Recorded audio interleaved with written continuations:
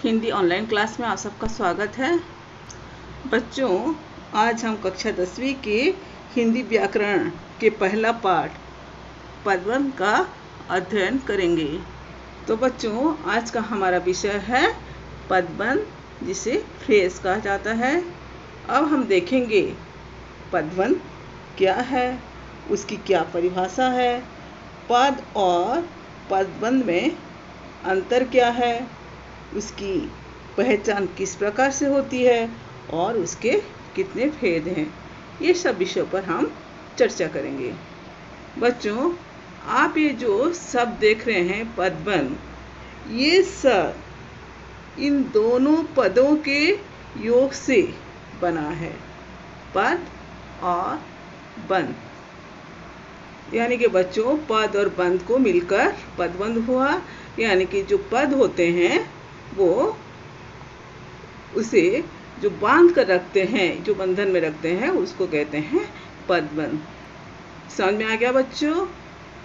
तो बच्चों, पदबंध को जानने के लिए हमें पद को जानना अत्यंत आवश्यक है। तो बच्चों, पद क्या है हम पिछले क्लास में पढ़ चुके हैं। हमने पिछले क्लास में पढ़ा था पद क्या है, शब्द पद कब बन जाता है। ये पदबंध के लिए जानना अत्यंत जरूरी है। बच्चों, हमने जो पिछले क्लास में शब्द और पद पढ़ा था, अब आपके कोर्स से हटा दिए गए हैं और उसके स्थान पर पदबंध आ गए हैं। परंतु बच्चों, पदबंध को समझने के लिए पद को समझना भी आवश्यक होता है। तो बच्चों, पद क्या है? जब शब्द वाक्य में प्रयुक्त हो जाता है और विभक्तियों से युक्त होता है, तब वो पद कहलाता है। जैसे कि कमल एक शब्द है, परंतु जब ये कमल तालाब में खिलता है, क्योंकि ये कमल वाक्य में प्रयोग हुआ है, इसलिए ये शब्द न रहकर पद हो गया है। हम पिछले क्लास में पढ़े हैं बच्चों। आगे हम पदबंध के परिभाषा को देखते हैं। बच्चों, अब देखते हैं पदबंध की क्या परिभाषा है। जब एक से अधिक पद मिलकर एक व्याकरणिक इकाई का काम करते हैं, तब उस बंधी हुई इकाई को पदबंध कहते हैं। जैसे दशरथ सुतराम ने सबका मन मोह लिया। बच्चों, आपको तो ये उदाहरण समझ में आ गए होंगे। दशरथ सूत राम ने सबका मन मोह लिया, इसका अर्थ आप समझ रहे होंगे। तो पदबंध का जो अर्थ है, दूसरे शब्द हम ऐसे कह सकते हैं, कई पदों के योग से बने वाक्यांश को जो एक ही पद का काम करता है, पदबंध कहते हैं। बच्चों, और एक परिभाषा देख लेते हैं। डॉक्टर हृदय बाहरी ने पदबंध की परिभाषा इस प्रकार दी है। वाक्य के उस भाग को जिसमें एक से अधिक पद परस्पर संबंध होकर अर्थ देते हैं, किंतु पूरा अर्थ नहीं देते हैं, पदबंध या वाक्यांश कहलाते हैं। समझ में आ गया बच्चों, अब हमने अलग अलग परिभाषा को पढ़े। अब इस परिभाषा को हम समझने की कोशिश करते हैं। जब एक से अधिक पद मिलकर, बच्चों पद क्या है यह जान चुके हैं। पद किसे कहते हैं? जब एक से अधिक पद, जैसे कि शब्द से पद बनता है, तो एक से अधिक पद मिलकर एक व्याकरणिक इकाई का काम करता है, यानी कि व्याकरण के नियम से जुड़ी हुई होती है, तब उस बंधी हुई इकाई को पदबंध कहते हैं। बच्चों, समझ में आ गया? जो पद मिलकर जो पद जुड़े हुए होते हैं, उसे ही हम पदबंध कहेंगे।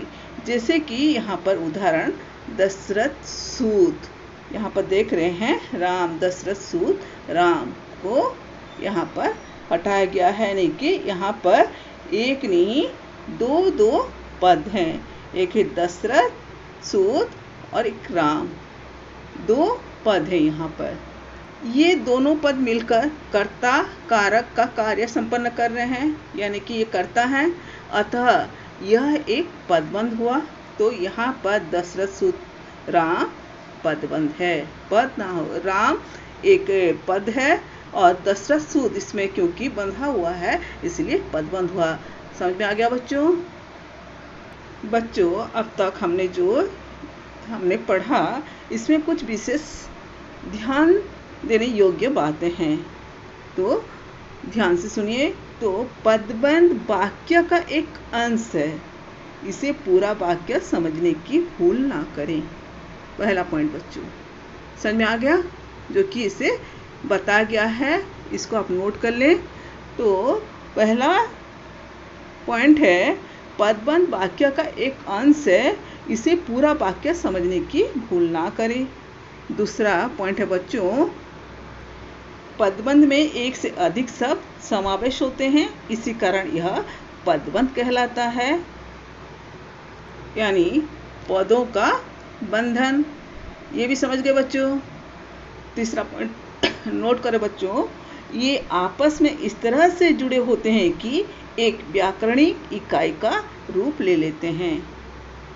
नेक्स्ट पॉइंट बच्चों, हर पदबंध में एक मुख्य पद होता है और बाकी पद उस पर आश्रित होते हैं। जैसे दशरथ सूत राम में राम शीर्ष पद है, यानी कि मुख्य पद है, दशरथ सूत राम पर आश्रित है। अन्य उदाहरण इस प्रकार है, सामने एक बहुत सुंदर बच्चा खेल रहा है। तो बच्चों, इस पद में शीर्ष पद कौन हुआ, यानी मुख्य पद है बच्चा। शेष पद इस पर आश्रित है। इस प्रकार एक बहुत सुंदर में भी सुंदर शीर्ष पद है तथा एक बहुत उस पर आश्रित है, यानी कि बच्चा और एक बहुत सुंदर में भी सुंदर भी शीर्ष पद है तथा एक बहुत उस पर आश्रित हैं। समझ में आ गया? और एक अंतिम बात है बच्चों, इसे ध्यान देना बहुत जरूरी है। पदबंध का निर्धारण मुख्य पद के आधार पर होता है। तो आप समझ गए हैं मुख्य पद कौन सा होता है और आश्रित पद कौन से होते हैं। यदि पदबंध का आखिरी पद संज्ञा पद है तो पूरा पद संज्ञा पदबंध कहलाएगा। जैसे कि यहाँ पर दशरथ सूत राम, ये संज्ञा पद है, राम संज्ञा है बच्चों। इसी प्रकार अन्य भेदों में भी लागू होगी, चाहे वो सर्वनाम, क्रिया या विशेषण या कोई भी क्यों ना हो। समझ में आ गया बच्चों? जब हम पदबंध के भेद को पढ़ेंगे, इसको विस्तार रूप से फिर चर्चा करेंगे। अब देखते हैं पद और पदबंध में अंतर क्या है।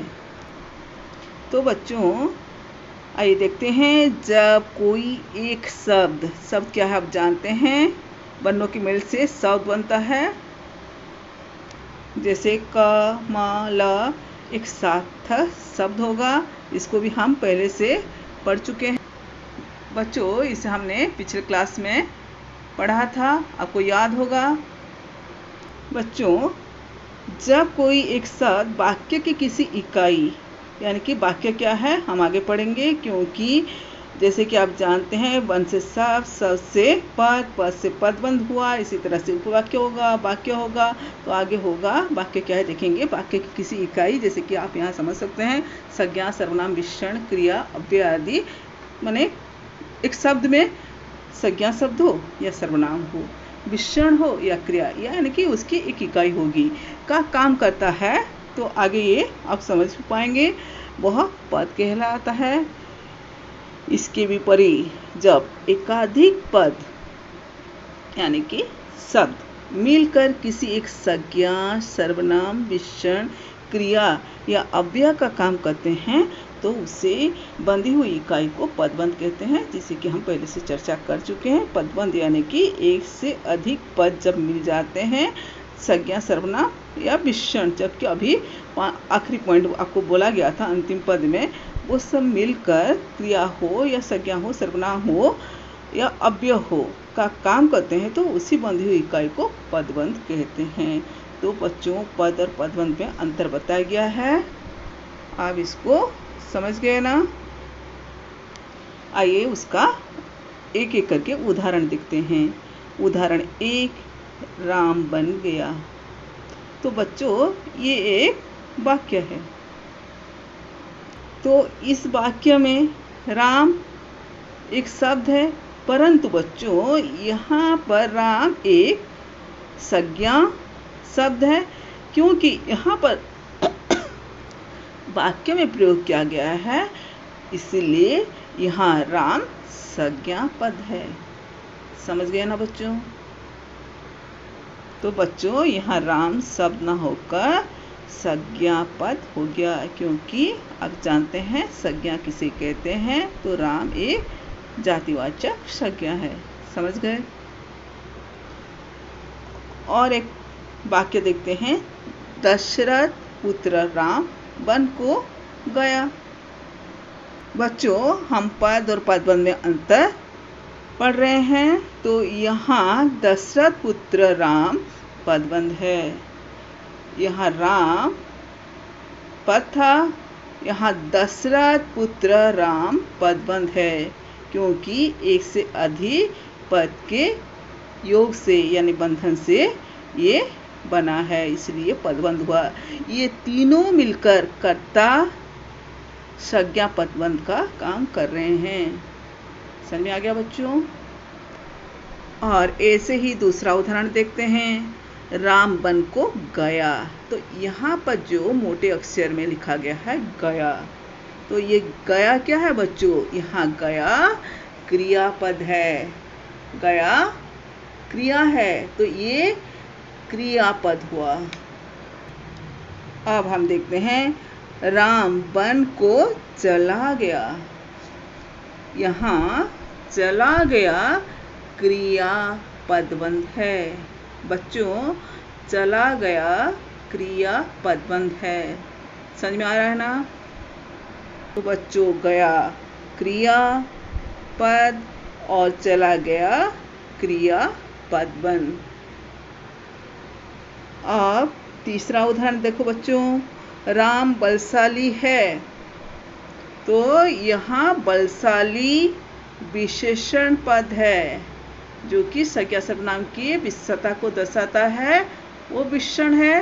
तो यहाँ उसकी विशेषता ये क्या है? बलशाली होना, राम को बलशाली होना। तो यहाँ बलशाली विशेषण पद है बच्चों। दूसरे सेंटेंस में है राम बहुत बलशाली हैं। यहाँ बहुत बलशाली विशेषण पदबंध है। पद और पदबंध में अंतर आपके समझ में आ रहे या नहीं? बच्चों, चौथा उदाहरण है। राम बहुत बलशाली हैं। यहाँ बहुत क्रिया विशेषण पद है बच्चों। यहाँ पर बलशाली है तो वो हुआ विशेषण पद, बहुत बलशाली है तो क्रिया विशेषण पद। जो क्रिया की विशेषता को दर्शाता है उसे क्रिया विशेषण कहते हैं। तो ये जो है क्रिया की विशेषता को बता रहे हैं। इसके आगे बच्चों, राम बहुत ही अधिक बलशाली हैं। यहाँ बहुत ही अधिक क्रिया विशेषण पदबंध है। समझ गए बच्चों? नेक्स्ट पांचवा उदाहरण। वह रोज मेहनत करता है। वह सर्वनाम पद है। अब आगे, सबको प्रिय लगने वाला वह रोज मेहनत करता है। यहाँ इस सेंटेंस में, इस वाक्य में सबको प्रिय लगने वाला सर्वनाम पदबंध है। समझ में आ गया बच्चों? पद और पदबंध में अंतर। नेक्स्ट हम पदबंध के भेद पढ़ेंगे। इससे पहले बच्चों हम आपको यह बता देना चाहते हैं, यहाँ राम को हमने पढ़ाते समय जातिवाचक कह दिया था, परंतु ये राम जातिवाचक संज्ञा ना होकर व्यक्तिवाचक संज्ञा होगा। समझ में आ रहा बच्चों? तो बच्चों आज के लिए बस इतना ही। नेक्स्ट हम फिर मिलेंगे पदबंध के भेद के साथ। धन्यवाद।